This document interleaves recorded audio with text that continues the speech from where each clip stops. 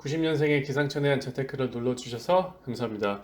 오늘 제가 말씀드릴 컨텐츠는 코인 선물, 그러니까 코인 트레이더 전설 중 하나인 원효띠에 대해서 말씀을 드려보려고 합니다. 원효띠 같은 경우에는 7, 8년 전에 600만 원으로 시작을 해서 코인 수익으로 대략 한 3,800억 정도 수익을 낸 사람입니다. 거의 진짜 포켓몬으로 치면 전설급 포켓몬이라고 볼 수가 있는데, 그 원효띠가 매매 전략과 그리고 인터뷰를 한 게 있는데 그걸 같이 한번 보도록 하겠습니다. 인터뷰 내용 같은 경우에는 여기 간단하게 요약된 게 있는데, 요약본을 먼저 보고 나서 본문을 함께 볼 텐데, 요약본을 먼저 보자면, 잠정적으로 은퇴를 했었다가 2025년 올해 4월에 DC에 복귀를 했고 600억 정도 이더리움을 매수를 한 걸 인증을 했었습니다. 그래서 사람들이 환호를 했고, 그리고 또 수익을 또 챙겨간 걸 눈으로 직접 확인할 수 있었는데, 수익 비결은 시장을 의심하고 특정 포지션에 집착을 하지 않는다고 합니다.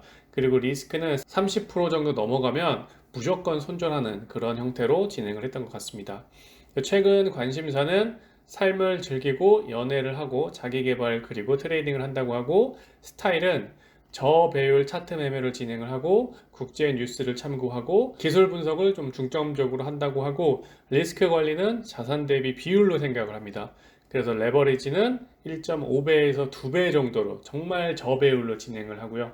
시장 전망은 단타 위주라 장기 예측은 어렵고 기관 영향으로 변동성이 있을 거다라고 짧게 말하고 있습니다. 원효띠는 이렇게 영역 전개를 하는 이런 짤로 유명한데, 예를 들면 비트에 100억치 이렇게 지정가를 걸어버리니까 그걸 사람들이 다 영역을 전개한다, 이런 농담이 많이 나왔었습니다. 그리고 인증을 보면은 업비트 최초로 1000억 인증을 했었고, 그리고 최근에 600억을 인증을 한 걸 확인을 할 수가 있습니다.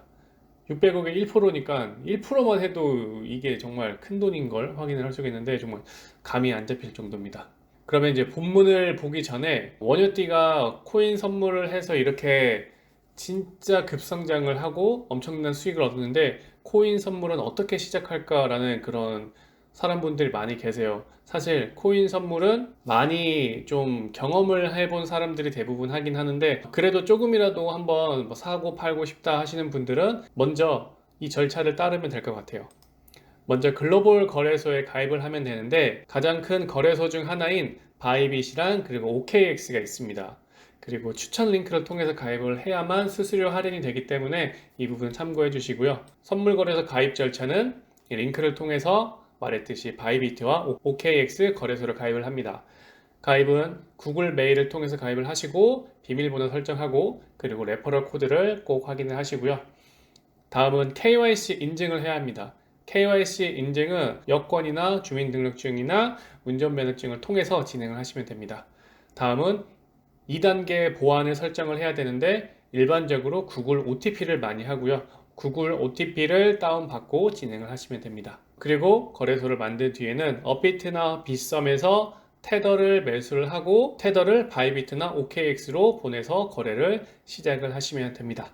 바이비트 화면은 이렇게 보이는 것처럼 트레이딩을 할 수가 있고, 상승하는 거에 걸 거면 롱에 베팅 하시고 떨어지는 거에 걸 거면 숏에 베팅을 합니다. 마찬가지로 OKX는 똑같이 작동을 하기 때문에 디자인적으로 내가 어떤 게 더 맞는지 그 부분을 확인을 해서 진행을 하면 좋을 것 같아요. 네, 그러면 이어서 600만 원으로 3,800억을 만든 원효띠, 이 사람의 인터뷰를 하나하나씩 살펴보도록 하겠습니다. 안녕하세요. DC 인사이드와 트롤박스에서 활동하고 있는 AOA입니다. 실생활에서도 AOA라는 닉네임으로 사람들이 알아보시나요? 제가 많이 드러내지 않아서 엄청 가까운 사람들만 알고 있습니다. 요즘 가장 좋아하는 아이돌은 누구인가요? 아이브, 장원영, 레이, 엠믹스, 서른입니다. 최근 복귀 전까지는 활동이 없으셨는데 그동안 어떻게 지내셨나요? 2021년까지는 아무래도 현실보다는 트레이딩과 인터넷 활동에 중점을 뒀었는데, 그 이후부터는 현실의 삶을 즐기고 있었습니다. 요즘 관심사는 어떤 것들이 있나요? 삶을 즐기는 법에 집중하고 있어요. 연애라던가 자기 개발에 신경 쓰고 있습니다. 처음 암호화폐에 입문하게 된 계기와 비트맥스를 사용하게 된 이유가 무엇인가요? 2017년 12월 1차 붐이 왔을 때 주변에서 하길래 시류의 편승에 크립토에 입문하게 되었습니다. 600만 원으로 시작해 지금의 자리에 오르신 비결은 무엇인가요? 계속 시장을 의심했던 것이 주요했다고 봅니다. 코인은 이미 변동성이 크고 비트, 이더만 해도 10토막, 20토막이 나기도 했기 때문에 그때 시장을 의심하지 않고 버텼다면 여기까지 올 수 없었을 거예요. 코인에 몸 담으면서 끊임없이 의심했어요. 특정 포지션과 사랑에 빠지면 안 된다는 것이 제 철칙입니다. 그리고 올인을 하면 안 돼요. 손실이 아무리 커도 한 번에 전체 시드의 30%를 넘지 않게끔 리스크 관리를 했습니다. 성공적인 거래를 했을 때는 어떻게 축하하시나요? 사실 잘 벌고 있을 때는 시장에 집중하느라 축하할 겨를이 없긴 해요. 매매하느라 바빠서 축하를 못하고 시장이 조금 잠잠해지고 나면 좋아하는 음식 먹으면서 소소하게 뒤풀이 정도 하는 것 같아요.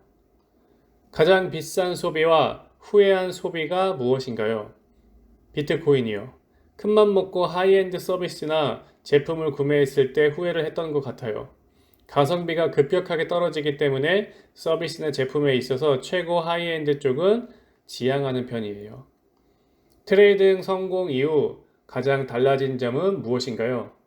금전적인 부분에서 여유가 생겼다는 게 크고 저는 이렇게 많이 표현합니다.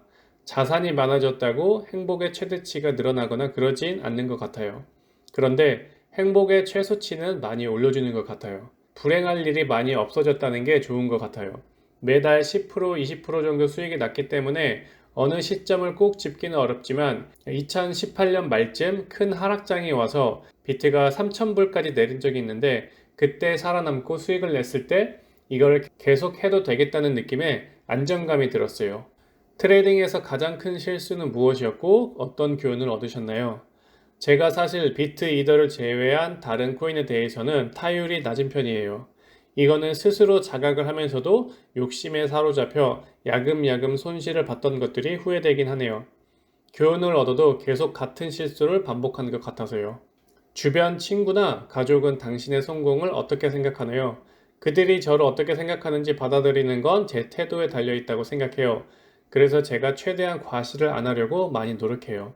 과시나 자랑은 주변에서 저를 가볍게 여기고 쉽게 생각할 여지를 주기 때문에 말조심도 많이 하고 그런 행동을 일절 안 하려고 노력합니다. 쉽게 이런 것이 아니라는 말을 제 입으로 하기보단 오랜 기간 이런 행동을 보여줌으로써 존중받고 싶어요.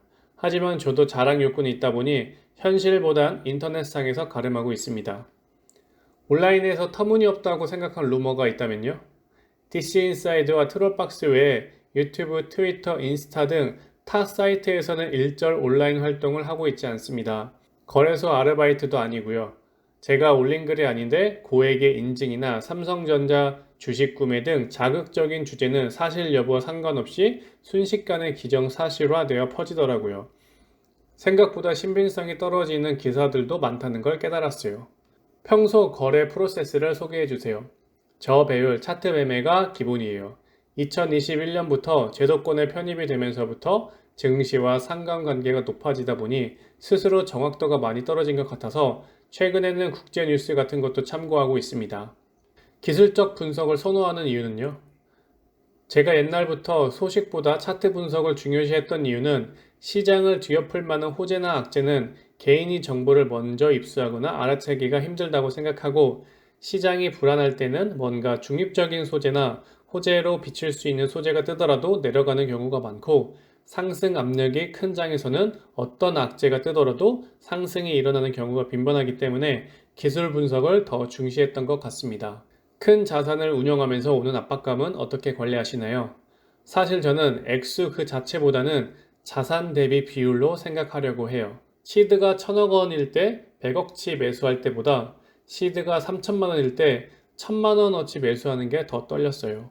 레버리지는 어떻게 결정하시나요? 전체 포트폴리오를 놓고 봤을 때 1.5배에서 2배를 최대로 봅니다. 거래소 규제 이슈가 선택에 영향을 미쳤나요? 거래소에 문제가 있다고 해도 개인은 알기 힘들어요. FTX만 봐도 그렇죠.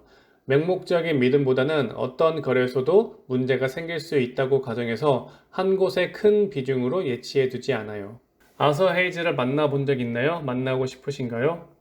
이 질문에는 노코멘트 하겠습니다. 2025년 남은 기간 동안 시장 전망은 어떻게 보시나요? 단타 위주라 장기 전망은 잘 모르겠습니다. 기관 진입으로 시장 성격이 바뀌었다고 생각하나요? 확실히 많이 변했어요. 제도권 이슈를 많이 따라가는 느낌도 들어요. 원래 코인 본연의 움직임보다는 미국 주식에 가까운 움직임이라는 느낌이 많이 듭니다. 이번 사이클에 추천하는 알트코인이 있나요? KRW, 한국 원화입니다. 주목하고 있는 거시경제 이슈가 있다면요? 미국 쪽 이슈를 주시하는 편입니다. 금리라던가. 초보 트레이더에게 조언 한마디 해주신다면요? 트레이딩으로 버는 사람은 2명이고 잃는 사람은 8명입니다. 이걸 견지하시고 트레이딩이 맞지 않는 사람이 분명 절대 대다수이기 때문에 너무 무리한 액수를 투자하지 않았으면 좋겠습니다. 트레이딩은 실력일까요? 운일까요? 운적인 요소도 있긴 한데 실력이죠. 본인만의 매매 시스템이 제대로 갖춰져 있지 않는 사람들이 운만 좋은 사람들은 망하는 경우를 트롤박스에서 너무 많이 봤어요. 타점을 잘 잡는 것보다 리스크 관리가 실력이라고 생각해요. 본인이 중요하게 여기는 원칙이 있다면요?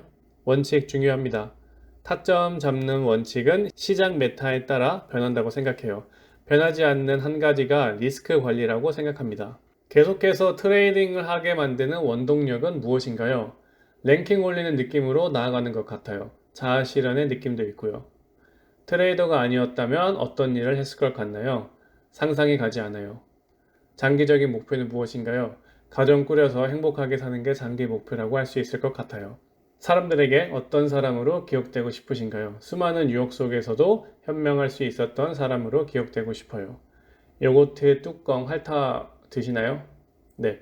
코인 선물 트레이더 원유띠가 진행한 인터뷰 내용인데요. 다시 한번 마지막으로 짧게 요약을 하자면 시장을 항상 의심하고 특정 포지션 집착을 하지 말고 그리고 리스트는 30%를 넘지 않는 게 가장 중요하다고 생각을 합니다. 지금까지 코인 선물 전설 원유띠 매매 전략과 인터뷰였고 그러면 저는 또 다음에 새로운 정보가 있으면 돌아오도록 하겠습니다. 그럼 안녕!